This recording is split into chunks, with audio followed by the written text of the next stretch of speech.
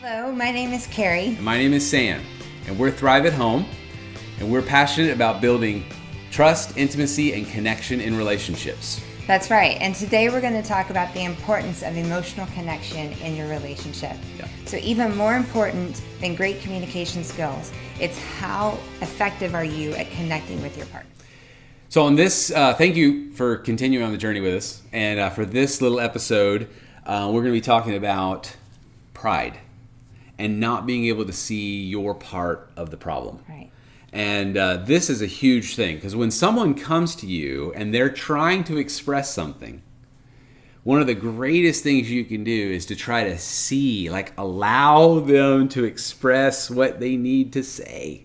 Right. And not just meet it with that defensiveness, which I think a lot of times happens. And I think it is pride, because I mean, recently someone sent me an email and they're asking about something, and it's like, oh, did I do something wrong? None of us want to have what was wrong pointed out. Right. Right? Oh, shoot, I messed that up, or I might have messed that up.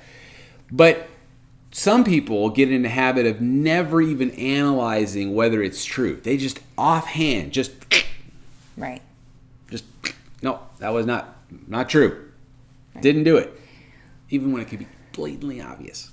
Well, I think our pride in some ways may be a natural defense because I think all of us fear like our insecurities, right? And being discovered that we did something wrong, and so then pride is kind of that defense, like, no, I didn't, or that wasn't the way it was, and instead of actually hearing what the other person has to say and evaluate and then taking some responsibility, hey, that's, I do see where, I made that mistake, or I didn't, whatever, then we miss the opportunity for a connection because pride just slams the door. Oh, because the thing is if I'm bringing up something that represents why we're disconnected, and it gets shut down or ignored, we don't have the opportunity to connect. So that's the connection buster, right there. I once got to hear David Burns, who he wrote the book, The Feeling Good Handbook. And so I heard him live, and he was talking about the acceptance paradox. And to me, this is a profound thing to kind of get in your head, because sometimes people do feel falsely accused. And so they want to defend themselves. They feel called. I need to say something to defend, my honor in this situation. But what he presents is this acceptance paradox, which says this: if someone says something about you that is totally false, and you agree with it, you put the lie to it. On the flip side, if someone says something, so anyway, no flip side. Let me just tell you how this works. So someone, they say, you're a horrible listener.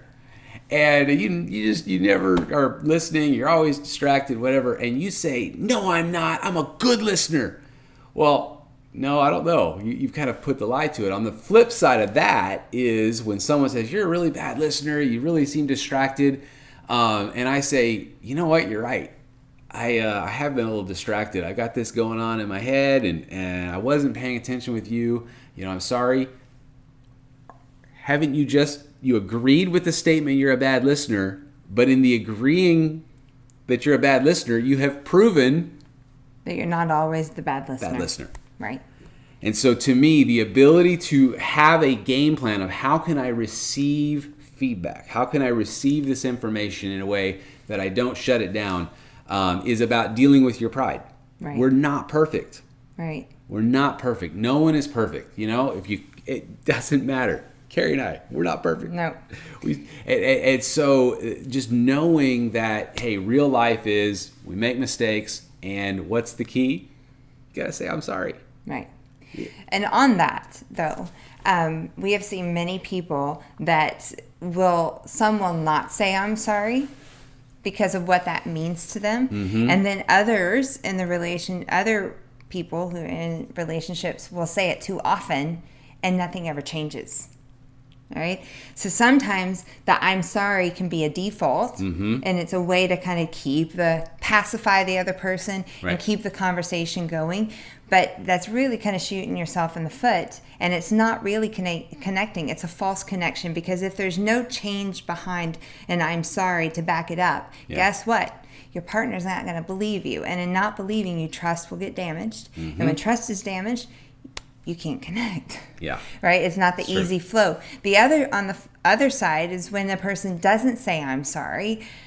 Usually what I get is, well, it's unfortunate that happened, but I'm not sorry because I was completely right. What I brought to the table, I was right. Yeah. And that pride piece there too is a little like, well, can we stretch your perspective enough to listen to the other person's perspective so that you have an opportunity to connect? Because the other is, well, I'm not sorry. Yeah. What happened, and I'm not sorry. And I'm not going to say it if I don't mean it. Yeah. And this is, a lot of people get entrenched in this in their relationships, and that is, I think, I don't agree with you. That's right. And so I don't even want to hear what you're having to say because I don't agree. This really causes problems, and we're going to talk about this more in another connection buster. So, just being willing to accept your part of the problem is a huge connection buster. Right. All right. Thank you for continuing to join us on the journey.